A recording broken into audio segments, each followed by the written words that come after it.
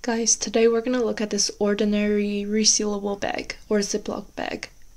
You know, I expected nothing special from this, but look at how pretty this is. I had a pop socket that looked just like this. It's fascinating how the colors look like splinters under the sun, little pieces of glass that each have their own type of light reflecting to your eyes, or the iceberg under the microscope. It looks so magical. I can't believe it.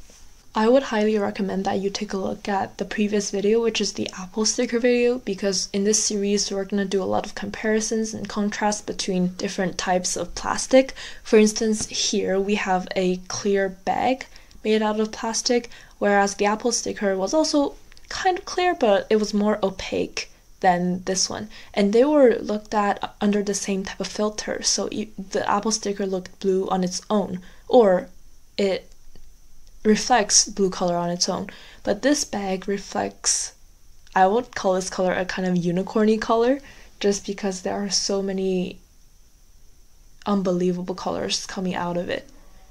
And you see the structure kind of differs too. The Apple sticker had like a globular microscopic structure, whereas this one had globular ones but also some fibrous ones. So you can really see how the differences play out in their properties. One example would be, you know how when you're trying to crumple a bag, a plastic bag, it makes that type of sound, kind of like something is breaking. Whereas for the Apple sticker, you can feel free to roll it however you want and it will make a very sharp sound.